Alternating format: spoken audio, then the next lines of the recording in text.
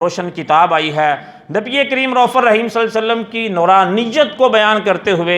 رب کائنات نے پہلے فرمایا قد، اور جو قد کا لفظ ہوتا ہے یہ تحقیق کے لیے آتا ہے۔ آپ جو ہیں وہ کسی سے، قاری صاحب سے، امام صاحب سے، علامہ صاحب سے ایک مسئلہ پوچھتے ہیں، کسی اور سے پوچھتے ہیں وہ کوئی اور بتاتا ہے، کسی تیسرے سے پوچھتے ہیں وہ کوئی اور بتاتا ہے، تو کہتے ہیں یار کسی مفتی سے پوچھو، وہ بڑی تحقیق طلب بندہ ہوتا ہے، تحقیق کرنے والا ہوتا ہے، ریسرچر ہوتا ہے، اسکالر ہوتا ہے، کسی مفتی سے پوچھو۔ وہ پھر جامعہ نعیمہ چلے جاتے ہیں، وہاں سے مسئلہ پوچھتے ہیں، مفتی صاحب اپنی تحقیق کرتے ہیں، تحقیق کرنے کے بعد اوپر سٹیمپ لگا دیتے ہیں کہ یہ میری تحقیق ہے جامعہ نعیمیہ کی، کہ یہ جو مسئلہ ہے یہ اس طرح ہی ہے۔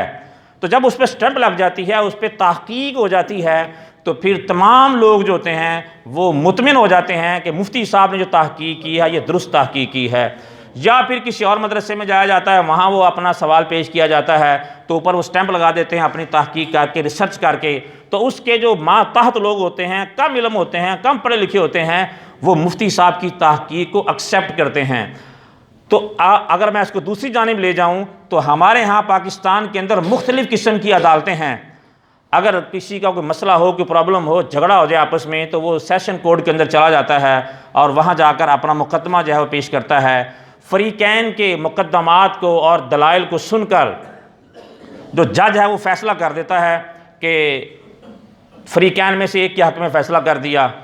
اب جب جج فیصلہ کر دیتا ہے تو فریقین اگر جج کے اس فیصلے پر مطمئن ہو جائیں تو بہت اچھا، لیکن اگر وہ مطمئن نہ ہوں اس جج کی تحقیق سے، تو پاکستان کے قانون کے اندر جو اس عدالت سے بڑی عدالت ہے جو کہ ہائی کورٹ ہے، پھر وہ جو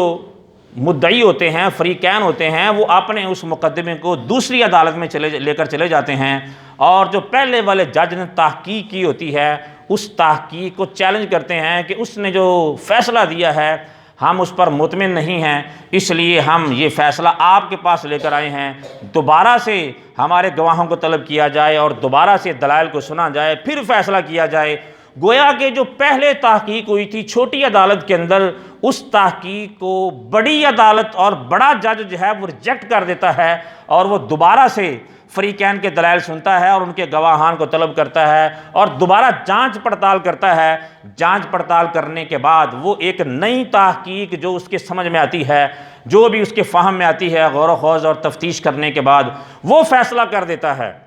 اب جو پہلے والی تحقیق تھی وہ ریجیکٹ ہو گیا، اب نئی تحقیق آ گئی۔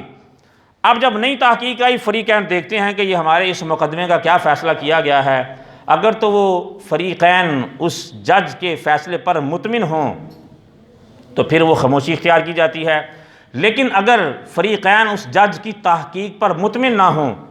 تو پھر اس سے جو بڑی عدالت ہے جو سپریم کورٹ ہے، وہ اس جج کی تحقیق کو، اس کی تحقیق جو بڑا جج ہے، جو بڑی عدالت ہے، اس میں چیلنج کیا جاتا ہے۔ پھر جو سپریم کورٹ کا جج ہوتا ہے وہ دوبارہ سے تحقیق کرتا ہے۔ اب جو سیشن کورٹ کی تحقیق تھی وہ بھی ریجیکٹ ہو گئی، جو ہائی کورٹ کی تھی وہ بھی ریجیکٹ ہو گئی۔ اب جو فیصلہ ہے وہ سپریم کورٹ میں چلا گیا۔ اب جو جج ہوتے ہیں، جج جو فیصلہ کرنے والا ہے، وہ دوبارہ سے گواہان کو طلب کرتا ہے، دوبارہ سے جو ہے وہ پوری تفتیش کرتا ہے۔ تفتیش کرنے کے بعد اور جناب ان کے دلائل سننے کے بعد پھر وہ ایک نئی تحقیق کر دیتا ہے، نئی ریسرچ کرتا ہے۔ جب وہ نئی تحقیق کرتا ہے اور تحقیق کرنے کے بعد وہ فیصلہ دے دیتا ہے، اب چونکہ پاکستان کے اندر وہ ایک آخری عدالت ہے کہ جو اس نے تحقیق کر دی ہے، اب اس کی تحقیق کو کوئی بھی اور عدالت کاٹ نہیں سکتی۔ یعنی اگر سپریم کورٹ نے کوئی فیصلہ کیا ہو تو جو ہائی کورٹ کا جج ہے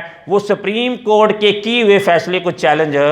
نہیں کر سکتا، اور اگر کوئی فیصلہ ہائی کورٹ کے اندر ہوا ہو تو ہائی کورٹ کے جج کے فیصلے کو جو نچلی عدالت ہے، جو سیشن کورٹ ہے، اس کے اندر چیلنج نہیں کیا جا سکتا۔ یعنی اگر کوئی چھوٹا تحقیق کرے تو بڑا اس کی تحقیق کو کاٹ سکتا ہے۔ سیشن کورٹ کے فیصلے کو جو اوپر والا جج ہے، جو ہائی کورٹ کا جج ہے، وہ اس کے فیصلے کو کاٹ سکتا ہے، اور جو ہائی کورٹ کے جج کی تحقیق ہے اس کی تحقیق کو جو سپریم کورٹ کا جج ہے وہ کاٹ سکتا ہے، لیکن سپریم کورٹ کے جج کی تحقیق کو کوئی کاٹ نہیں سکتا، اس لیے کہ اس سے بڑی کوئی عدالت نہیں ہے۔ تو قانون میں یہ سمجھ آیا کہ اگر چھوٹا تحقیق کرے تو بڑا اس کی تحقیق کو کاٹ سکتا ہے، اور اگر شاگرد تحقیق کرے تو استاد کاٹ سکتا ہے، استاد تحقیق کرے تو استاد کا استاد کاٹ سکتا ہے، لیکن اگر استاد کا استاد تحقیق کرے تو چھوٹا تحقیق کو نہیں کاٹ سکتا، استاد تحقیق کرے تو شاگرد تحقیق کو نہیں کاٹ سکتا۔ تو پتہ چلا کہ جو چھوٹا ہے اس کی تحقیق کو بڑا کاٹ سکتا ہے، لیکن بڑے کی تحقیق کو چھوٹا رد نہیں کر سکتا، چھوٹا جٹلا نہیں سکتا، چھوٹا کاٹ نہیں سکتا۔ رب کائنات کہ اس دیے ہوئے پاکستان کے اندر یہ اصول ہے، یہ قانون ہے کہ جب کسی